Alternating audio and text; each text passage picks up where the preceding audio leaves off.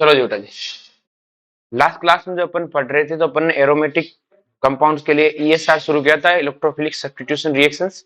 उसमें अपन ने क्या क्या पढ़ लिया था बेटा? हेलोजिनेशन पढ़ लिया था, सल्फोनेशन, नाइट्रेशन एवं फिल्डरक्राफ्ट एल्काइलेशन और एसाइलेशन, गेटरमान कोच और गेटरमान एल्डिहाइड।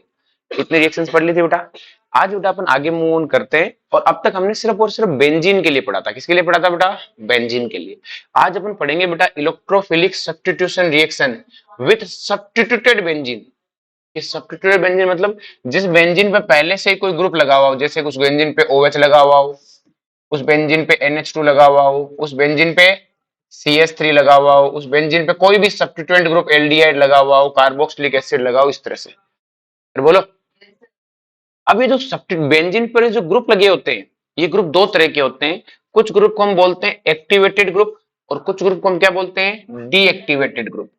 एक्टिवेटेड ग्रुप कौन होते हैं? कि ऐसे ग्रुप जो बेंजीन में इलेक्ट्रॉन डोनेट करते हैं। बेंजीन को इलेक्ट्रॉन क्या करते हैं? डोनेट करते हैं।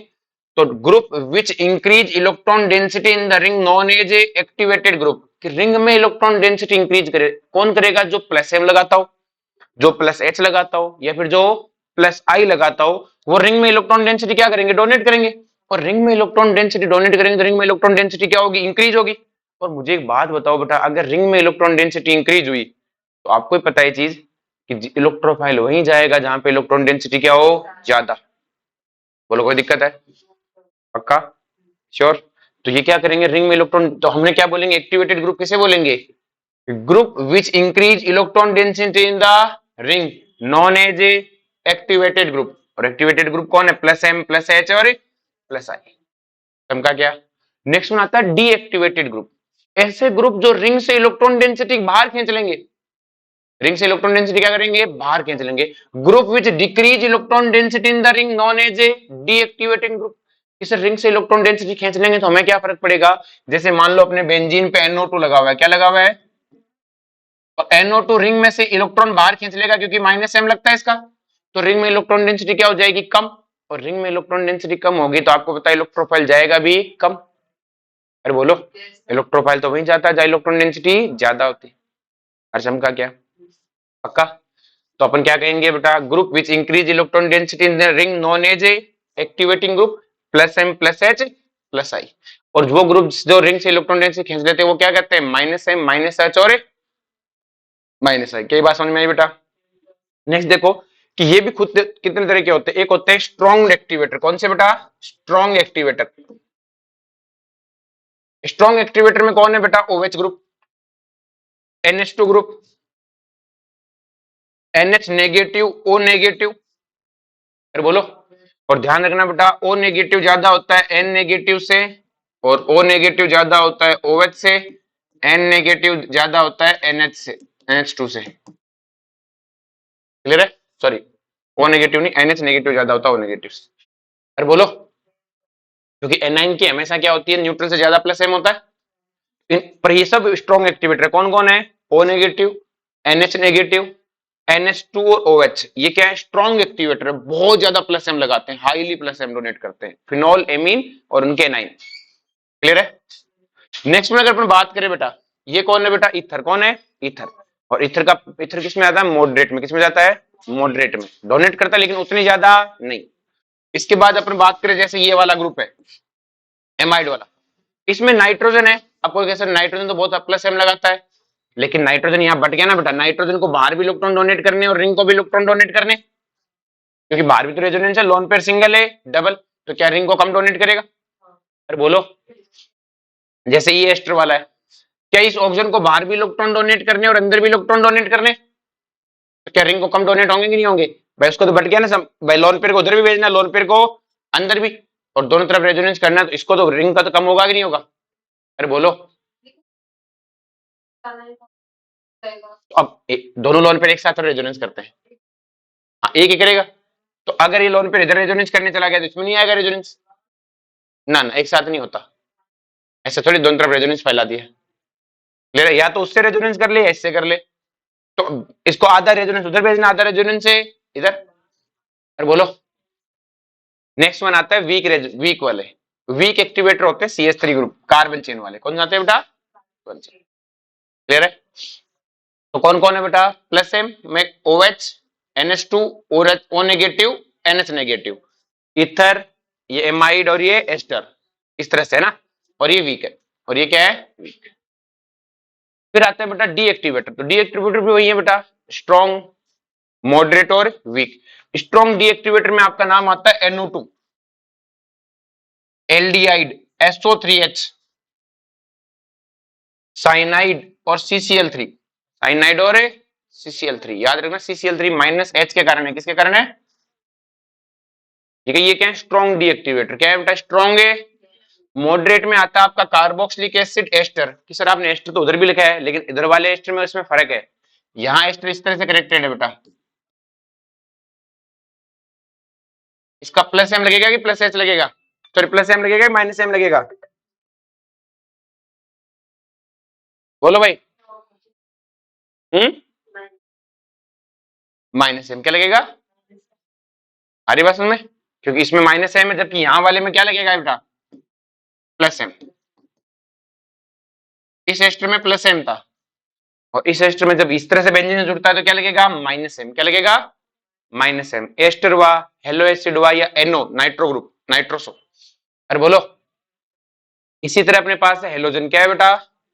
हेलोजन का प्लस एम और माइनस आई दोनों लगता है, और नेट ऑल ओवर क्या लगता है? माइनस आई। इसलिए वीक डीएक्टिवेटर। कैसे है बेटा? वीक, सिर्फ माइनस आई तो है। अरे बोलो। और प्लस एम भी लगता है, तो ये वीक है। ये क्या है? वीक। ये ऑर्डर पता होना चाहिए सबको। बोलो, कोई दिक्कत इसमें? नेक्स्ट देखो, अब group 200 plus M and plus R R ortho para directing group. Statement का नाम समझो कि ऑर्थो पैरा डायरेक्टिंग कौन है? जो प्लस एम और प्लस एच लगाते हैं। कि सर जो प्लस एम और प्लस एच लगाते हैं वो ऑर्थो पैरा डायरेक्टिंग कैसे हो सकते हैं? आपको पता है कि जो प्लस एम लगाते हैं वो इलेक्ट्रॉन डेंसिटी कहां बढ़ाते हैं? ऑर्थो और पैरा पे।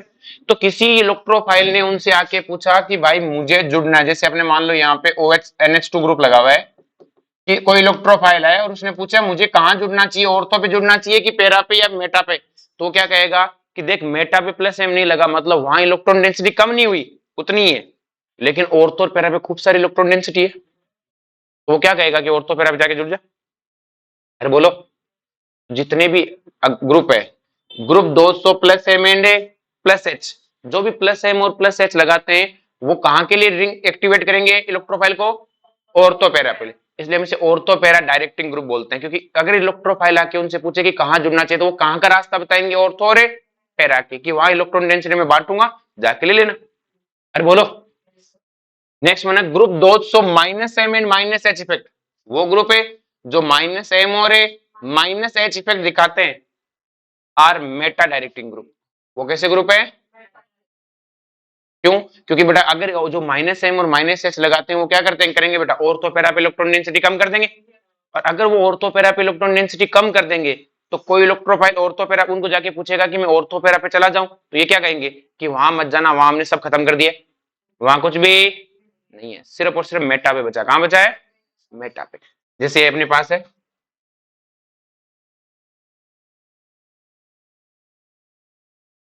NO2, तो ये ऑर्थो और पैरा पे खत्म कर दिया, इसने मेटा पे बढ़ाया नहीं है।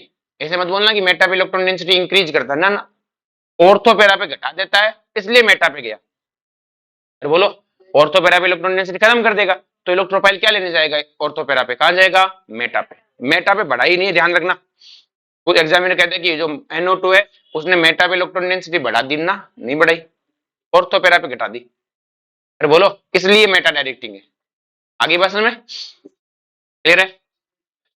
इन एनी ग्रुप, अगर कोई भी ग्रुप है वो अगर प्लस एम दिखाता है, अगर वो प्लस एम दिखाता है, doesn't matter it is activator और ए डीएक्टिवेटर। इस बात से हमें कोई लेना देना नहीं है कि वो एक्टिवेटर है या डीएक्टिवेटर, हम इस बात से कोई मतलब है नहीं रखेंगे।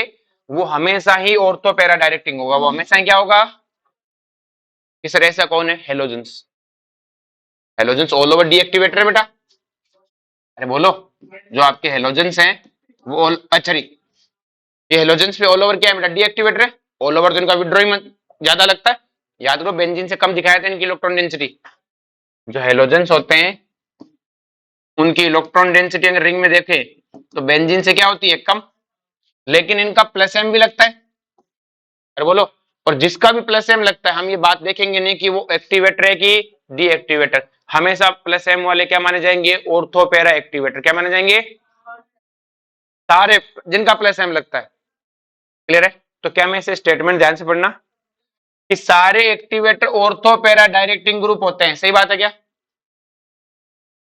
तो बोलो, सारे एक्टिवेटर क्या होते हैं, ऑर्थो पैरा डायरेक्टिंग ग्रुप होते हैं, सब ऑर्थो पैरा पे भेजेंगे। आगे लिखा ऑर्थो पैरा पोजीशन पे इलेक्ट्रॉन डेंसिटी बढ़ाते हैं। अरे बोलो, मैं बोलो in case of deactivator all deactivator group are meta directing, ये बात सही है क्या? नहीं, हेलोजेंस, हेलोजेंस डीएक्टिवेटर है, हेलोजेंस क्या है, ऑल ओवर जो इलेक्ट्रॉन डेंसिटी खींचते ही है, लेकिन ऑर्थो पैरा डायरेक्टिंग है, क्या है बेटा, हेलोजन है, इवन आपका NO है, इसका प्लस एम और माइनस एम दोनों है ना। क्लियर है? अब बात करते हैं बेटा रिएक्शंस की। सबसे पहले ESR reaction for a toluene, toluene की स्पेलिंग सही कर लेना। क्लियर है? तो हमें बात करनी ESR reaction for a toluene. अब जो कोई टेंशन नहीं है रिएक्शन की, अगर मैं बात करूं तो ये टोलुइन है, टोलुइन में CH3 का कौन कौन सा इफेक्ट लगता है फटाफट बताओ, सब बोलो फटाफट। प्लस H और ए प्लस आई, प्लस H लगने की वजह से इलेक्ट्रॉन डेंसिटी कहां बढ़ाएगा, ऑर्थो और ए पैरा पे, इसका मतलब इलेक्ट्रोफाइल या तो ऑर्थो पे जुड़ेगा या पैरा पे, बस हो गया काम। Cl2 AlCl3 में इलेक्ट्रोफाइल कौन है, Cl, तो या तो ऑर्थो पे जुड़ेगा या पैरा पे।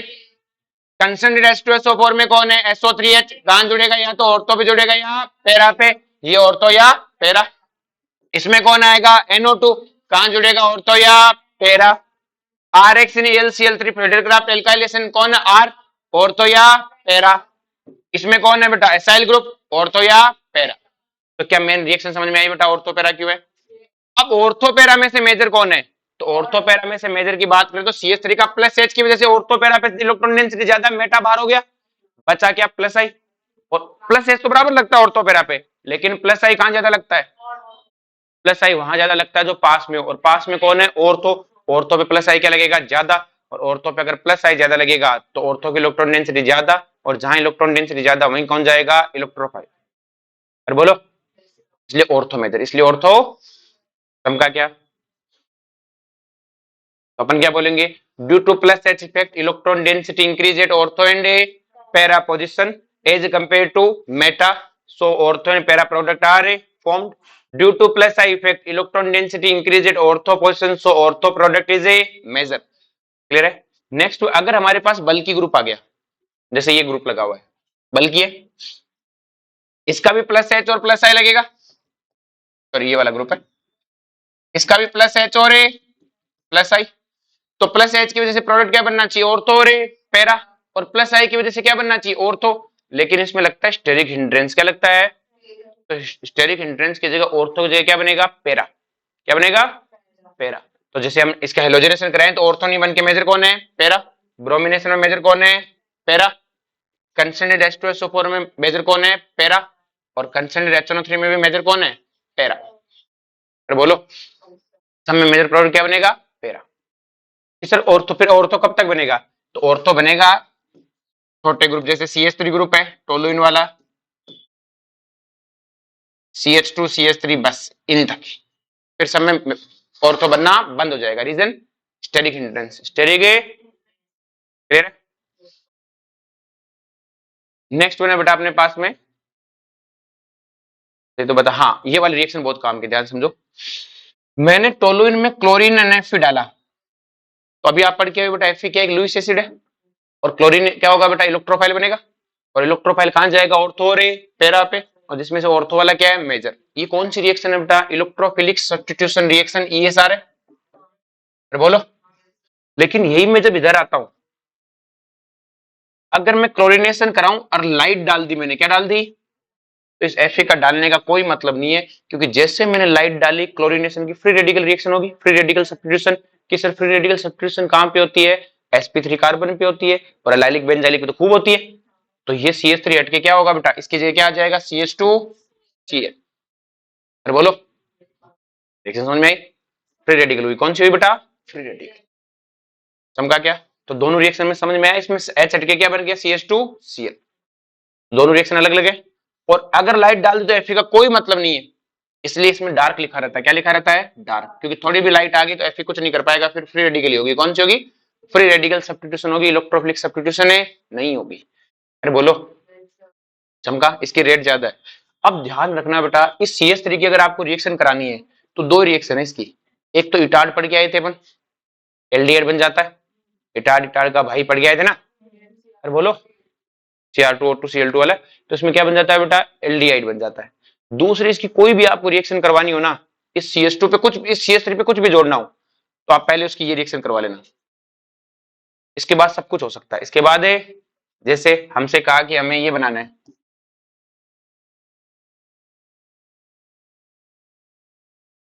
इससे, तो पहले ये आएगा, करवा लिया, दिमाग में होना चाहिए। अच्छा ये करवाना है इससे, तो इसकी तो एक ही रिएक्शन है ये। अब इससे कुछ भी करवा लो, इसमें NaOH डाल दो, क्या डाल दो? NaOH एक्वस डाल दो, बन जाएगा। अरे बोलो, अगर मान लो इसके ऊपर अपने को ये जोड़ना है,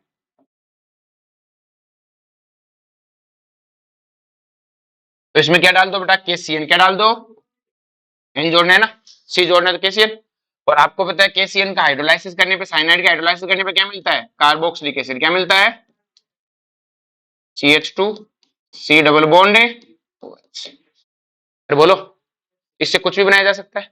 ये एक बार क्लोरीनेशन है, अगर मैं मान लो इसका दो बार क्लोरीनेशन करा दूं, एक बार फर्दर क्लोरीनेशन और होने दूं, तो क्या होगा बेटा?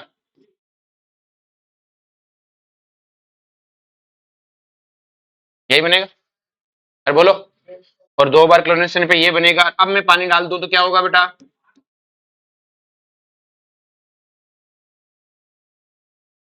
OH और ये आएगा। और बेटा कभी भी एक कार्बन पे दो OH आ जाए तो कभी स्टेबल है नहीं होते, फॉरेन से एलिमिनेशन होगा। फॉरेन से क्या होगा? एक कार्बन पे दो OH स्टेबल है नहीं है, तो इसमें से H2 निकल जाएगा बाहर, एलिमिनेशन होगा यहाँ पे। ये अंदर और ये बाहर, क्या मिल जाएगा बेटा हमें? एल्डिहाइड। क्या मिल जाएगा? अरे बोलो, तो जब भी आपको अगर कुछ ना दिया हुआ हो तो NCERT ने ये रिएक्शन दे रखी है, हमें ये करवानी है। एक बार भी करवा सकता है, और कुछ नहीं दिया तो आपको दो बार करवानी है। कितनी बार करवानी है? दो बार। इवन मैं तो कहता हूं इसका एक बार और क्लोरीनेशन हो सकता है।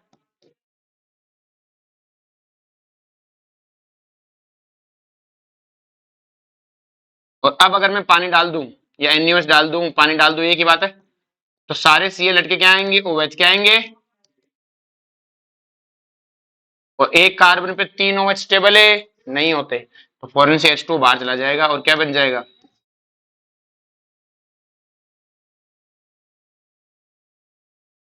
Carboxylic acid. पर आपको कुछ ना दिया जाए तो आप एल्डिहाइड तक बनाओगे। क्या तक बनाओगे? क्योंकि NCERT ने एल्डिहाइड बनाने दिया है।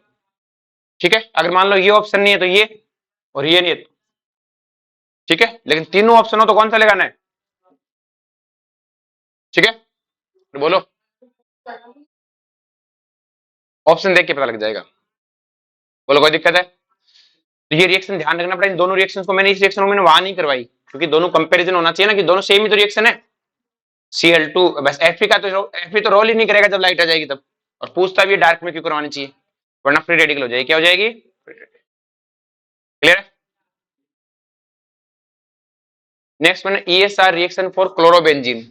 आपके पास ये रहा क्लोरोबेंजीन। बताओ इस क्लोरोबेंजीन का क्या लगता है? प्लस एम और ए, इसका प्लस एम और माइनस आई लगता है। और आपको पता है प्लस एम की वजह से इलेक्ट्रॉन डेंसिटी कहां बढ़ती है? ऑर्थो और पैरा पे। तो प्रोडक्ट क्या बनेंगे? ऑर्थो और पैरा। तो अगर मैं इसका क्लोरीनेशन कराऊं तो ऑर्थो पैरा पे क्लोरीन, अगर इसका मैं सल्फोनेशन कराऊं तो ऑर्थो पैरा पे सल्फोनिक ग्रुप, नाइट्रेशन कराऊं तो ऑर्थो पैरा पे NO2, और अगर मैं इसका एल्काइलेशन कराऊं तो ऑर्थो पैरा पे R ग्रुप, और अगर मैं इसका एसाइलेशन कराऊं तो ऑर्थो पैरा पे एसाइल ग्रुप। रिएक्शन तो सेम ही है। अब मेजर कौन सा बनेगा, तो हमें तो पता लग गया ऑर्थो पैरा बनेगा, लेकिन इसका साथ में लग रहा है माइनस आई। और माइनस आई कैसा ग्रुप है? विड्रॉइंग ग्रुप है। और माइनस आई किस पे ज्यादा लगता है? जो पास में। इसका मतलब ऑर्थो पे इलेक्ट्रॉन डेंसिटी कम, पैरा पे ज्यादा, और पैरा पे इलेक्ट्रॉन डेंसिटी ज्यादा। तो मेजर प्रोडक्ट कौन सा हुआ? पैरा। उसमें तो प्लस आई था, इसलिए ऑर्थो मेजर आ रहा था, पर उसमें ऑर्थो थोड़ी देर मेजर आता है, फिर स्टेरिक इंट्रेंस आ जाता है। अरे बोलो, समझ में आई? तो अलग से रिएक्शन तो ही नहीं ना, सेम ही तो है। तो अपन क्या बोलेंगे बेटा? Due to plus M effect electron density increase at a ortho and a para position as compare to meta. So ortho para product is a formed.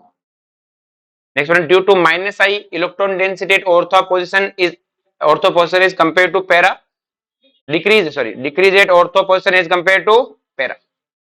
बोलो कोई दिक्कत है? नेक्स्ट वन है ESR reaction for anisole है, any salt नहीं, anisole है। Clear है? Anisole आप जानते हो ये वाला है। और एनी सोल का कौन सा इफेक्ट लगेगा बेटा? प्लस एम और ए माइनस आई। तो अलग से क्या लिखना है? सेम क्लोरोबेंजीन जैसा ही हुआ, एम के जैसा हुआ क्लोरोबेंजीन। नेक्स्ट वन, अगर मैं तुमसे पूछूं ESR का रेट पूछूं, तो आपके सामने एक बार तो लिखा हुआ है OCH3, एक बार सिर्फ बेंजीन और एक बार क्लोरीन। तो मैं पूछूं इनमें से ESR ज्यादा कौन देगा? तो आपको पता है इसका प्लस एम है, ये मासूम है, इसका ओल प्लस एम लगता है इसलिए ऑर्थो पैरा है, लेकिन ओल और माइनस आई लगता है और इसकी इलेक्ट्रॉन डेंसिटी कम है, तो इसकी ESR कम होगी, इसकी ESR सबसे ज्यादा। अरे बोलो, अब अपन कल एक टॉपिक छोड़ के आए थे, आपको याद हो तो, ड्रॉबैक ऑफ फिडलक्राफ्ट, वो आप पढ़ेंगे क्योंकि अब समझ में आएगा वो। ये जो बेटा फिडलक्राफ्ट के ड्रॉबैक की अगर अपन बात करें, क्लियर है, तो इसके ड्रॉबैक क्या है देखो ध्यान समझो। Friedel Crafts reaction is carried out for normal benzene, clear है, एक्टिवेटेड और वीक डीएक्टिवेटेड। सारी नॉर्मल बेंजीन फिडलक्राफ्ट देंगी, इवन फिडलक्राफ्ट कौन देगा बेटा? एक्टिवेटेड सारे देंगे, और डीएक्टिवेटेड में सिर्फ वीक वाले देंगे। मतलब मॉडरेट डीएक्टिवेटर, स्ट्रॉन्ग डीएक्टिवेटर फिडलक्राफ्ट देते ही नहीं है। अरे बोलो, फिडलक्राफ्ट तभी होंगी जब आपकी या तो नॉर्मल बेंजीन हो, या एक्टिवेटेड ग्रुप हो, या वीक डीएक्टिवेटेड हो, वरना फिडलक्राफ्ट नहीं होगी। हमारी बात में अगर कोई जैसे NO2 ग्रुप है तो उसकी फिडलक्राफ्ट होगी क्या? नहीं। अरे बोलो, नेक्स्ट वन है बेटा फिनोल और एनिलीन है, कुड नॉट प्रोसेस फिडलक्राफ्ट रिएक्शन। ये फिडलक्राफ्ट रिएक्शन देते नहीं है कि सर इनको क्या दिक्कत है? ये फिनोल रहा, ये क्या रहा? एनिलीन।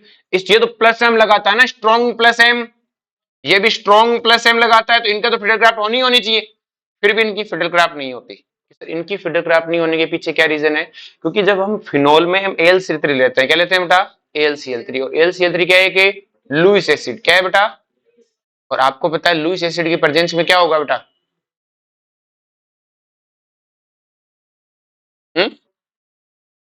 भाई AlCl3 लुइस एसिड है, और NH2 क्या है कि लुइस बेस। और आपको पता है लुइस बेस और लुइस एसिड आपस में क्या करेंगे बेटा? रिएक्शन। अरे बोलो भाई, ये एक लुइस एसिड है, ये एक लुइस बेस, आपस में क्या कर लेंगे? रिएक्शन। और अगर ये आपस में रिएक्शन कर लेंगे तो क्या बनेगा? साल्ट। क्या बनेगा? सॉल्ट। अरे बोलो भाई, ये बेस है, ये एसिड है, तो आपस में रिएक्शन कर जाएंगे, और अगर ये आपस में रिएक्शन कर गए तो नाइट्रोजन अपने इलेक्ट्रॉन डोनेट करेगा, AlCl3 क्या करेगा? एक्सेप्ट। अरे बोलो भाई, इसने अपने इलेक्ट्रॉन डोनेट किए, इसने अपने इलेक्ट्रॉन एक्सेप्ट किए, तो होगा क्या इससे? अरे बोलो तो सही, सिंपल है, इसने लोन पे डोनेट किए, नाइट्रोजन पे लोन पे खत्म हो गया, नाइट्रोजन पे क्या आ गया? Positive charge. और नाइट्रोजन पे पॉजिटिव चार्ज आ गया तो वो माइनस आई लगाएगा, प्लस एम का तो चांस ही नहीं बचा। अब कोई ये मत करना सर इससे रेजोनेंस होगा, क्या? रेजोनेंस नहीं होगा, और वैलेंसी का पॉजिटिव चार्ज है। तो बोलो, तो इससे क्या लगेगा बेटा? माइनस आई, और माइनस आई लगेगा तो ये स्ट्रॉन्ग एक्टिवेटर हो गया, डीएक्टिवेटर हो गया, बहुत हाई माइनस आई लगाता है, इससे क्या हो गया? Strong deactivator. और डीएक्टिवेटर्स की रिएक्शन होती, ऐसा ही काम फिनोल कर देता है। ऐसा ही काम कौन कर देता है? फिनोल। अपने लोन पर AlCl3 देता है, तो इसलिए इसमें साइड रिएक्शन हो जाती है। कैसी रिएक्शन हो जाती है? तो साइड रिएक्शन होने के कारण क्या नहीं होती बेटा? अपनी रिएक्शन नहीं होती फिडलक्राफ्ट, वरना होनी चाहिए थी इनकी। तो क्वेश्चन आता है एनिलीन क्यों नहीं देता? क्योंकि वो साल्ट बना लेता है। क्या बना लेता है? सॉल्ट बना लेता है। अरे बस में हमसे कई बार ये क्वेश्चन भी आता है कि हमें फिडलक्राफ्ट रिएक्शन में किसको सॉल्वेंट रख सकते हैं? क्या बेंजीन है, एनिलीन है, NO2, CH3, इनमें से चारों में से किसको सॉल्वेंट रख सकता हूं? सॉल्वेंट उसे रखते हैं जो खुद रिएक्शन ना देता हो। भाई सॉल्वेंट क्या होता है? जो खुद रिएक्शन ना दे, बस मिलाने का काम करे। तो इनमें से किसको सॉल्वेंट रख सकते हैं? CH3 वाले को। ये तो खुद रिएक्शन दे देगा फिडलक्राफ्ट। अगर मान लो ये सॉल्वेंट है, सॉल्वेंट का काम होता है रिएक्शन में सबको मिलाना, ये खुद ही फिडलक्राफ्ट दे देगा, बेंजीन खुद ही दे देगा। NH2 वाला अभी बताया, NH2 AlCl3 को खा जाएगा, फिडलक्राफ्ट के AlCl3 को खा जाएगा, रिएक्शन तो दे दी, चाहे कैसी रिएक्शन हो। NO2 वाला नहीं देगा।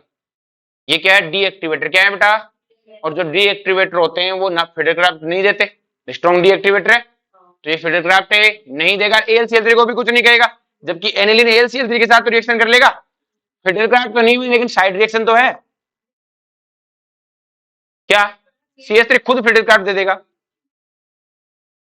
हाँ तो सॉल्वेंट है ये, इसको नहीं देनी थी। ये क्या है, सॉल्वेंट। मैंने पूछा इनमें से अच्छा सॉल्वेंट कौन है? सॉल्वेंट वो होता है जो खुद रिएक्शन ना दे, उसका काम क्या, मिलाना। अरे बोलो, हमका क्या, सब्जी में पानी क्यों डालते हो, सबको मिलाए, ऐसे नहीं कि अपना स्वाद देने लग जाए वहां। आ रही बात में, क्लियर है? ये क्वेश्चन पूछते हैं बेटा, ठीक है। नेक्स्ट देखो,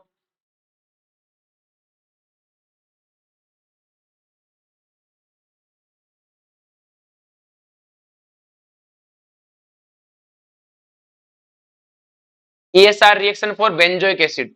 तो बेंजोइक एसिड का क्या लगता है, -M और -I, और -M और -I लगेंगे तो ऑर्थो पैरा पे तो इलेक्ट्रॉन डेंसिटी गई, तो सिर्फ बचा क्या, मेटा। क्या बचा, तो अगर हमने नाइट्रेशन कराया तो सिर्फ एक ही प्रोडक्ट मिलेगा, NO2। अगर हमने ब्रोमिनेशन कराया तो Br, सल्फोनेशन कराया तो SO3H। लेकिन हमने अगर फ्रिडल क्राफ्ट कराई तो रिएक्शन ही नहीं होगी, क्योंकि एक डीएक्टिवेटिंग ग्रुप है। क्या है बेटा, इनकी तो क्या होती ही नहीं है, हेलोजेंस की हो जाती है, वो वीक डीएक्टिवेटिंग है। क्या है बेटा, वीक डीएक्टिव। क्लियर है? अरे बोलो, तो due to -M effect electron density decrease at ortho and para position, so meta product is a major product. अरे बोलो, सारे स्ट्रॉन्ग और मॉडरेट डीएक्टिवेटर ऐसी रिएक्शन देंगे बेटा, सबके अलग अलग लिखवाने की क्या जरूरत है, एल्डिहाइड बेस ही देगा, NO2 बेस ही देगा, सबके सब मेटा वाले देंगे। अरे बोलो, नेक्स्ट वन है ESR रिएक्शन फॉर फिनोल। इसके लिए बेटा, फिनोल के लिए, तो बेटा फिनोल के लिए बात करें तो सबसे पहले इसके नाइट्रेशन की बात करते हैं। किसकी बात करते हैं, नाइट्रेशन की, नाइट्रेशन ऑफ फिनोल। तो जो फिनोल का नाइट्रेशन कैसे होता है, ध्यान से समझो कि हमें पता है बेटा फिनोल का क्या लगता है, हाई प्लस M और -I। टाइम क्या हो गया, ज्यादा तो नहीं पढ़ा दिया, कंटेंट और ज्यादा चाहिए कि रोक दो क्लास, या तो रोका ही रहता है, पढ़ा दूं? ठीक है चलो फिर, जो नाइट्रेशन ऑफ फिनोल की बात करें, किसकी बात करें, नाइट्रेशन ऑफ फिनोल। तो फिनोल के नाइट्रेशन की बात करें तो इनका क्या लगता है, हाई प्लस M और -I। क्लियर है? OH का क्या लगता है, हाई प्लस M और -I। अब इसका प्लस M इतना ज्यादा होता है, जैसे अपने हम क्लोरीनेशन की बात करके आए, तो जैसे क्लोरीनेशन है ये, तो क्लोरीन ने कहा कि मैं इलेक्ट्रॉन डोनेट तो करूंगा, लेकिन एक साथ ऑर्थो और पैरा दोनों को नहीं कर सकता, एक साथ ऑर्थो और पैरा दोनों को नहीं कर सकता। आ रही बात में, या तो ऑर्थो ले ले या पैरा, दोनों नहीं। अरे बोलो, लेकिन OH की इतना ज्यादा प्लस M लगता है, एक साथ चाहे तीनों जगह ले लो, एक साथ क्या ले लो, तीनों जगह, कोई दिक्कत नहीं। अरे बोलो, जैसे मान लो अपने क्या नाम है, साची है, साची के पास पैसे नहीं है, क्या नहीं है बेटा, पैसे। सांची आई और तुमने कहा पार्टी दे, सांची क्या कहेगी, मैं दो जनों ने कहा पार्टी दे, तो कहे तो तू, तुझे खिला दूंगी या तुझे खिला दूंगी, दोनों को एक साथ नहीं खिलाऊंगी, इतने पैसे ही नहीं मेरे पास। अरे बोलो, पूरी क्लास ने कहा पार्टी दे दो, कि किसी एक को खिलाऊंगी, कोई एक दिन आ जाओ आपस में, इतने पैसे मेरे पास। तो क्लोरीन क्या कहता है, बनाता ऑर्थो और पैरा है, लेकिन ऑर्थो और पैरा में से कोई एक ही बनाता है, या तो ऑर्थो वाला बनवा लो या पैरा वाला, इसने मना नहीं करता कि और कोई भी बन जाओ, फिर तो प्लस आई माइनस आई तय करता है मेजर कौन है। अरे बोलो, इसकी तरफ से तो ऑर्थो बनवा लो चाहिए पैरा, लेकिन OH कहता है मैं इतनी इलेक्ट्रॉन डेंसिटी डोनेट करता है, जिस साची के पास बहुत पैसे हो, तुमने कहा पार्टी चाहिए, कि सारे लोगों के मुंह पे फेंक फेंक के पैसे की गड्डी और कहा जाओ खुद ही खा लो, पार्टी वार्टी नहीं देती मैं, पैसे बहुत है, पैसे ही बहुत है। तो OH इतना ज्यादा प्लस M डोनेट करता है, एक साथ तीनों और दोनों औरतों और पैरा पे एक साथ जोड़ लो चाहिए, हर जगह इतनी इलेक्ट्रॉन डेंसिटी क्या कर देता है, डोनेट कर देता है। तो अगर हमने इसमें कंसेंट्रेट HNO3 डाला, क्या डाला, इन H2SO4, तो आपको पता है इसमें खूब सारा NO2 होगा, खूब सारा क्या होगा, और खूब सारा NO2 है, कंसेंट्रेट HNO3 ने H2SO4 में, तो खूब सारा NO2 है तो क्या होगा बेटा, सब जगह NO2 लग जाएगा, क्योंकि रिएक्शन में NO2 बहुत सारा है, तो ये कहता है हम बहुत सारे NO2 है, पूरी क्लास पार्टी मांग रही है, इसके पास पैसे बहुत है, कि जाओ मौज करो। अरे बोलो, तो हर जगह NO2 लग जाएंगे, और इससे जो एसिड बनता है उसका नाम क्या है, पिक्रिक एसिड, नाम क्या है, 2,4,6 ट्राइनाइट्रोफिनोल। हरी बात में, अरे बोलो, लेकिन इसी तरह अगर हम इसमें, पर मुझे कोई कहे कि तो ट्राई नाइट्रेशन है, कोई कहे मोनो नाइट्रेशन कराओ, या तो ऑर्थो या पैरा। तो ओएच के पास तो पैसे, साची के पास पैसे बहुत है, लेकिन क्लास में कोई पार्टी नहीं मांग रहा इससे। इसे कोई पार्टी मांगी, जैसे हमारे पास OH के हाई प्लस एम लगाया, लेकिन हमने डाला डाइल्यूट HNO3। डाइल्यूट HNO3 में NO2 है ही बहुत कम। जब NO2 है ही बहुत कम, तो या तो ऑर्थो पे जुड़वा ले या पैरा पे। तो उसने कहा कि मैं पार्टी देना चाहता हूँ। कोई कहता है तेरे से ले कौन रहा, चल भाग यहाँ से। आ रही बात समझ में? तो OH कहता है मैंने बहुत इलेक्ट्रॉन डेंसिटी दे रखे है, कि तूने दे रखी होगी, सॉल्यूशन में NO2 नहीं है, कहां से जोड़े हर जगह। अरे बोलो भाई, तुम्हारे पास पैसे बहुत, तो दुकान ही नहीं खुली हुई कोई। आ रही बात समझ में? कोई ग्राहक ही नहीं आ रहा। तो सेम सी कहानी इस पे, OH प्लस एम तो बहुत लगा रहा है, लेकिन सॉल्यूशन में NO2 है ही नहीं जो आके तीनों जगह जुड़ जाए। यहाँ तो NO2 बहुत थे, ये प्लस एम भी, इसने कहा कि तीनों जगह अलाउ हुआ आना, और बहुत सारे NO2 तो एक साथ जाके तीनों जगह बैठ गए, लेकिन ये NO2 है ही नहीं। है ही नहीं, तो या तो ऑर्थो बनेगा या पैरा। और ऑर्थो पैरा में से मुझे पता है इसका प्लस एम लगता है, तो ऑर्थो पैरा हो गया, और साथ में माइनस आई लगता है, माइनस आई की वजह से कौन सा मेजर हो गया, पैरा। अरे बोलो समझा क्या?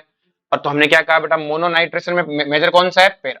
और आपको याद है तो पैरा वाला ज्यादा एसिडिक था, होना ऑर्थो वाले को चाहिए था एसिडिक ज्यादा, लेकिन पैरा वाला है, इसमें हाइड्रोजन बॉन्डिंग के कारण वो रिंग बनती है ना, ध्यान रखना, गलती हो जाती है बेटा, ठीक है। अरे बोलो, अगर मैं बात करूं बेटा, तो जैसे ये एक ऑर्थो वाला है, ये दूसरा ऑर्थो वाला है, क्या इसके अंदर कौन सी बॉन्डिंग है बेटा, इंट्रामोलिकुलर हाइड्रोजन बॉन्डिंग है। और इंट्रामोलिकुलर हाइड्रोजन बॉन्डिंग का दोनों मॉलिक्यूल एक दूसरे को क्या नहीं करते बेटा, अट्रैक्ट नहीं करते। अरे बोलो, ये दोनों मॉलिक्यूल में आपस में अट्रैक्शन, खुद में बॉन्ड बना लिया, तो इस मॉलिक्यूल का इस मॉलिक्यूल से लेना देना ही भाई, ये आपस में बॉन्ड बना के बेटा, ये आपस में बॉन्ड बना के बेटा, इन दोनों में कोई दोस्ती, तो इनके बीच में कोई बॉन्ड भी।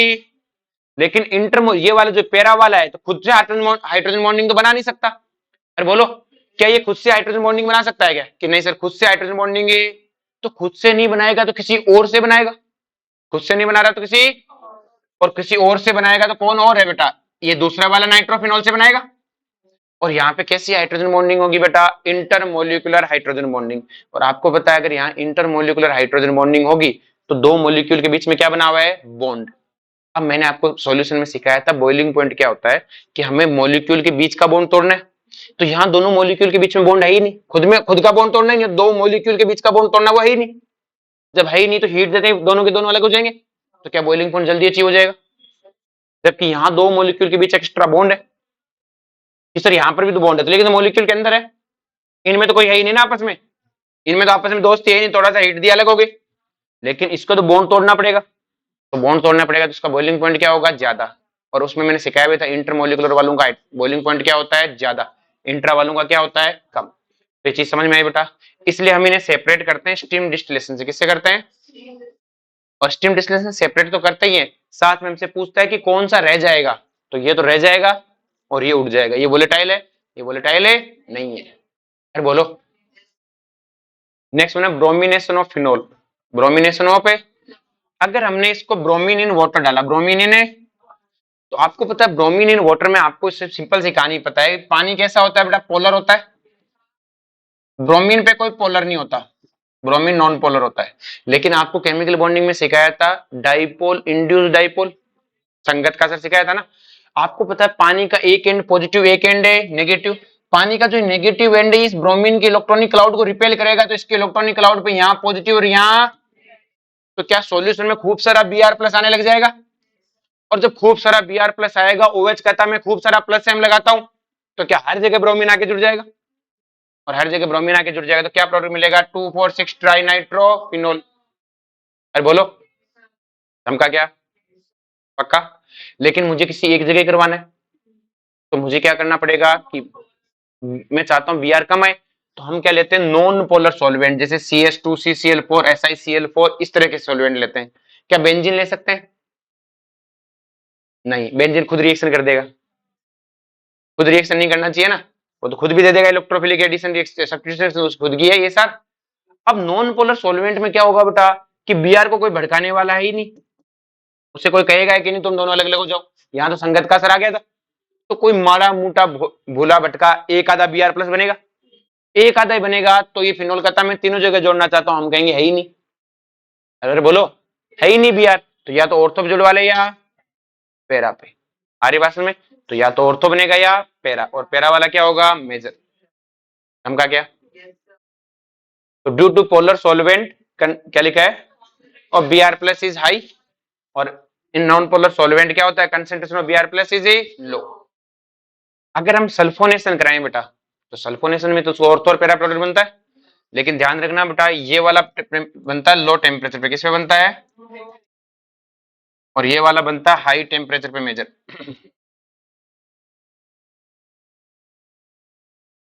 और इसका फायदा बहुत है, पहले सल्फोनेशन करा दो, फिर भाग बहुत जल्दी जाता है बाहर, बाहर बहुत जल्दी जाता है। हमारी बात में सल्फोनेशन कराने के बाद इसको हटाते हैं तो बहुत जल्दी क्या करता है, ये लीव बहुत करता है। अगर आपने मान लो इसका पहले मैंने कहा कि फिनोल है, ऐसे लिखता है कि इसका सल्फोनेशन कराया, क्या कराया,